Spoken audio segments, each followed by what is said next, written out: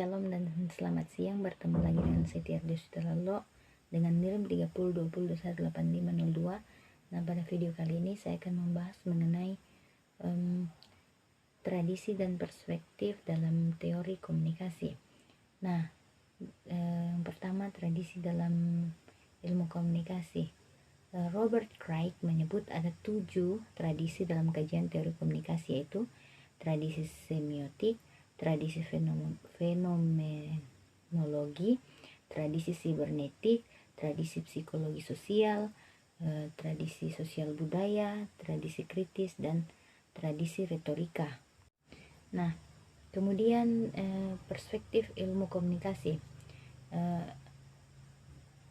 Di dalam ilmu komunikasi juga terdapat perspektif, yaitu perspektif teori yang pertama, itu perspektif teori evolusi. Perspektif teori evolusi ini merupakan perspektif teoritis yang paling awal dalam sosiologi. Kemudian perspektif evolusi memusatkan perhatiannya pada perubahan-perubahan jangka panjang. Perspektif teori evolusi melihat masyarakat sebagai organisme hidup mengalami perkembangan melalui tahap-tahap menuju suatu kondisi yang kompleks. Kemudian perspektif teori interaksionisme simbolik. Nah, teori ini memusatkan perhatiannya pada individu dalam masyarakat dan definisi situasi, makna, peran, dan pola interaksi yang dibuat oleh individu. Kemudian bagi perspektif interaksionisme simbolik, yang penting bagi sosiologi adalah memahami bagaimana individu mempengaruhi dan sebaliknya, mempengaruhi juga dipengaruhi oleh masyarakat.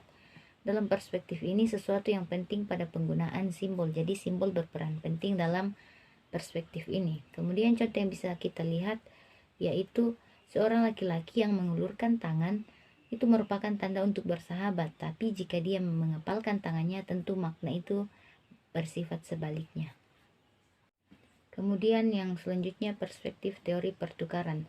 Perspektif ini pada dasarnya memiliki akar pemikiran yang berbeda dan paling efektif dari yang lain, di mana sumber pemikirannya yaitu ekonomi, antropologi, psikologi umum maupun sosiologi. Perspektif ini didasarkan pada tanggapan bahwa kehidupan pada dasarnya adalah serangkaian pertukaran yang di dalamnya terdapat keuntungan dan kerugian. Teori perspektif sosial berupaya memahami bagaimana suatu tingkah laku terjadi dalam situasi struktural tertentu dan dalam situasi di mana yang memungkinkan untuk berinteraksi terjadi. Evolusi masih merupakan perspektif yang cukup populer, meskipun perspektif ini bukan perspektif utama dalam perkembangan ilmu komunikasi. Yang kedua, perspektif teori struktural fungsional. Perspektif ini memiliki akar pada pemikiran Emil Durkheim dan Max Weber.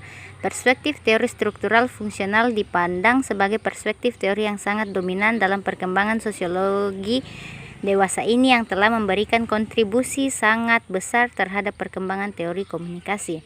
Konsep yang penting dalam perspektif ini adalah struktur dan fungsi yang menunjukkan pada dua atau lebih bagian atau komponen yang berbeda dan terpisah tetapi berhubungan satu sama lain. Struktural seringkali dianalogikan dengan organ atau bagian-bagian anggota badan manusia, sedangkan fungsi merujuk bagaimana bagian-bagian ini berhubungan dan bergerak.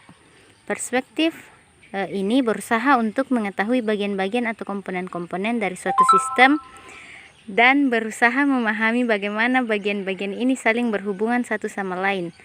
Suatu susunan dari bagian-bagian tersebut dengan melihat fungsi manifest atau fungsi latennya. Dalam pandangan persuasif struktural fungsional ini, suatu sistem sosial eksis karena sistem sosial itu menjalankan fungsinya yang berguna bagi masyarakat. Kemudian perspektif teori konflik. Dari pandangan para ahli dalam teori konflik ini, masyarakat akan dapat dengan tepat dianalisis jika menggunakan konsep kekuasaan atau power dan konflik.